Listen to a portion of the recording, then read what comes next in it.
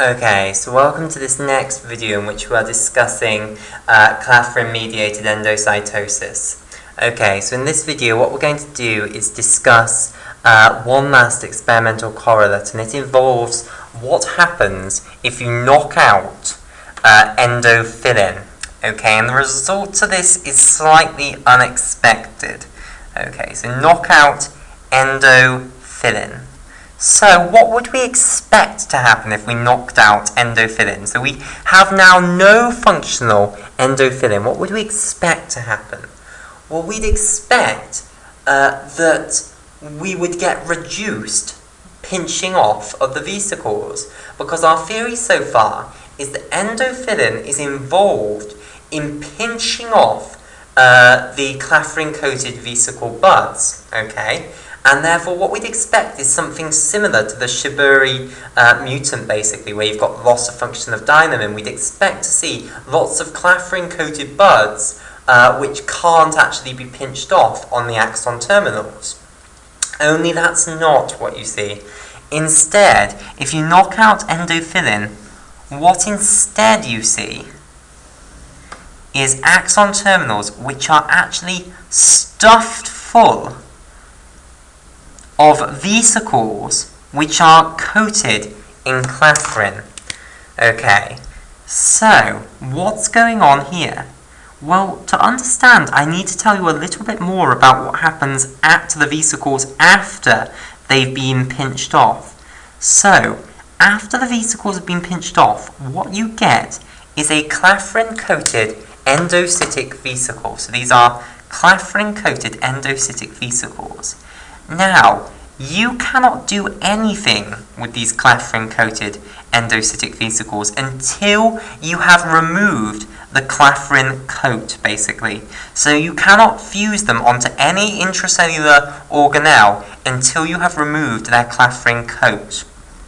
Okay, so something is going wrong in this knockout for endophilin. Something is going wrong with the removal of the clathrin coat. If we've got too many clathrin-coated vesicles, then it means that we're not actually being able to remove the clathrin coat. So here is another function of endophilin. So we don't see too many of those clathrin-coated vesicle buds. So that really shows us that really it was Dynamin 1 that was more important in actually pinching the vesicles off than endophilin. Maybe endophilin helped a bit, but Dynamin 1 was the main one there. But endophilin seems to have another function here. It seems to be involved in basically uncoating these clathrin-coated vesicles. Okay, so how? How does it do this? Well, basically, what it seems to be involved in doing is, if we have a clathrin-coated vesicle here, so this is our clathrin-coated vesicle, then the endophilin, so we'll draw the endophilin as this banana dimer here. Okay, so this is the endophilin here, seems to recruit another protein known as synaptojanin. Okay, so I'll draw synaptojanin here. So it seems to recruit another protein known as synaptojanin to the synaptic vesicle, to the clathrin-coated vesicle. So let me draw the clathrin coat on, because that hasn't been taken off yet, okay? So the clathrin coat is still very much so here. Okay, so you have recruited the synaptojanin to your clathrin-coated vesicle. Now, how is the synaptojanin going to help with removing this clathrin coat? Well, basically, synaptojanin is a phosphatase. What it's going to actually do is it's going to break down a component of the phospholipid bilayer that is within this endocytic vesicle membrane. Okay, so let's discuss the component of the phospholipid bilayer that's in the endocytic vesicle membrane that is going to be acted upon by synaptojanin. Okay, so it's a component which is often abbreviated to PIP2, and this stands for phosphatidyl inositol 4,5-bisphosphate. Okay, and we'll discuss the structure of this molecule, at least in cartoon form, so that we can understand what synaptogenic is actually going to do. So PIP2 stands for phosphatidylinositol 4,5-bisphosphate. Okay, and the reason that that's abbreviated to PIP2 is the first P is for phosphatidyl, the I is for inositol, and then the final P is for phosphate, and then you've got two phosphates, so P2. Okay, so let's firstly discuss the structure of a normal phospholipid so that we can then see how this is basically just a modified phospholipid. So here's the phospholipid bilayer. Let's have a look at the structure of one of these phospholipids, which we can draw cartoonly like so. Okay, so these two vertical lines here, which I've now coloured in orange, these are long-chain carboxylic acids, also known as fatty acids, which have been esterified to the first and second alcohol groups of the glycerol molecule, which we'll come on to. So the proper name for fatty acids is long-chain carboxylic acids. So that's what a chemist would call fatty acids, whereas biochemists still often refer to them as fatty acids. Okay, so you'll hear both used. Right, and they can also be referred to as the hydrophobic tails of the phospholipid. Okay, so hydrophobic tails is also common terminology for these structures. But basically, they are really long carboxylic acids which have very aliphatic chains, so very hydrophobic chains, not many polar groups. Okay, right. Then the next molecule, which is this horizontal line and is drawn in green, this is glycerol, okay, and this is the backbone for the phospholipids. This is glycerol, okay, or the proper name for glycerol is propane 1,2,3-triol.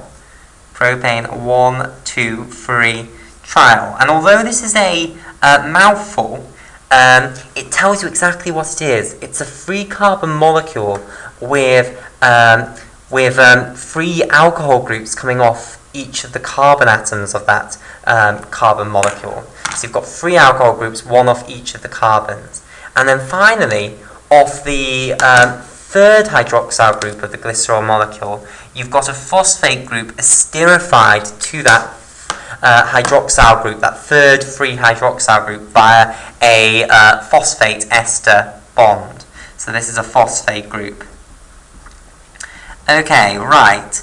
So this entire structure now, this whole thing here, this is a phospholipid, okay?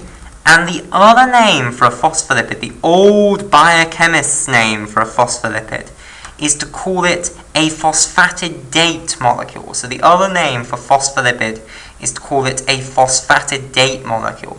And although no one will ever actually call a phospholipid phosphatidate anymore, when you're talking about modified phospholipids, such as phosphatidyl inositol 4,5-bisphosphate, you still use it. There it is, there. Okay, so now let's discuss the structure of PIP2 and see how it's just a modified normal phospholipid. So, also a normal component of the plasma membrane, and therefore, since the endocytic vesicle came from the plasma membrane, a component of the endocytic vesicle is PIP2. So let's have a look at its structure. So here is a normal phosphatidate molecule so far. So here are the long-chain carboxylic acids, which are esterified to the 1st and 2nd alcohol groups of the glycerol molecule. Here is the glycerol molecule in green here. And then finally, the phosphate head is esterified via a phosphoester bond to the 3rd alcohol group of the glycerol molecule. Okay, and now we're going to convert it into phosphatidyl inositol. And we're going to do that by binding inositol to this phosphate group of the 3rd hydroxyl group here. Now, let me tell you about what inositol is. Inositol is a 6-membered carbon ring. So if I draw its skeletal structure, here we go.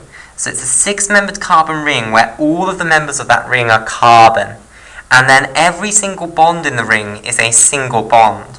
So where do the other bonds that the carbon needs come from? Well, one of them comes from alcohol groups, which come off every single one of these carbon atoms. And the final bond that all of the carbon atoms need comes from a hydrogen bound to each one of them. So the molecule has incredible rotational symmetry. And remember, we're drawing a skeletal structure, so you don't show hydrogen atoms coming off the carbons of a skeletal structure. Okay, so this inositol ring we will just denote as a 6-membered blue ring here. So this blue hexagon denotes the inositol ring. So this structure now is a phosphatidyl group, which just means a phosphatidate molecule in essence. One of these things here, bound to inositol. So it is phosphatidyl inositol. So we've so far created phosphatidyl inositol. But we don't want phosphatidyl inositol. We want phosphatidyl inositol 4,5-bisphosphate. So we need to add more phosphate groups onto the inositol ring. So if you're naming the carbons of the inositol ring, it goes like so. This is the first carbon, second carbon, third carbon, fourth carbon, so we stick a phosphate group off it. Fifth carbon, we stick a phosphate group off it. Sixth carbon. Okay, so now we've stuck phosphate groups off the fourth and the fifth carbons of our inositol ring. We now have phosphatidyl inositol 4,5-bisphosphate, or PIP2. So I hope what I've shown you there is that this is just a modified version of this. It's just a normal phosphatidate molecule with an extra big head, basically. But it's quite alright to have this in the plasma membrane. Okay, right. So, what is the synaptojanin going to do? Well, basically, it's going to chop this phosphate group off here. So, let me show this in orange. Okay, it's going to chop this phosphate group off here. So the molecule you get after that, let's draw this out. Once you've cleaved that phosphate group off, what are you left with? You're left with the phosphatidyl. You've still got the inositol ring bound to the phosphatidyl group, so you've still got phosphatidyl inositol, but now you've only got a phosphate group off the fourth carbon. So what should we name that? Well, we should name it phosphatidyl inositol 4-phosphate, okay? So, that is often abbreviated to PIP for short. Phosphatidyl inositol, and then you've only got one phosphate now, so you don't need P2 on the end anymore. Instead, you just need a single phosphate, so PIP is what this molecule would be called. Phosphatidyl inositol, okay, phosphatidyl inositol 4-phosphate, or 4-monophosphate maybe. What should I do? 4-phosphate? I think it's just 4-phosphate actually. I don't think it would matter if you put monophosphate. 4-phosphate. And that's just denoted PIP for short. Okay, so phosphatidyl inositol 4-phosphate. So the synaptojanin breaks PIP2 down into PIP. So PIP2 goes to PIP.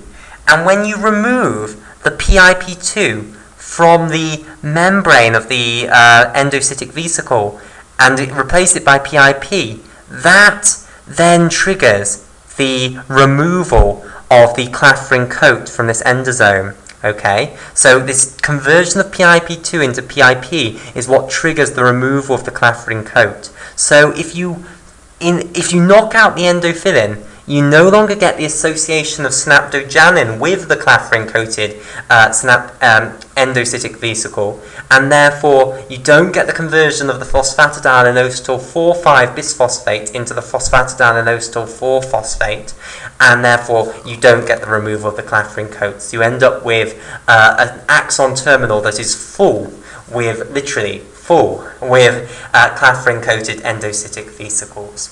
Okay, and that concludes our discussion of Dynamin 1 and Endophilin.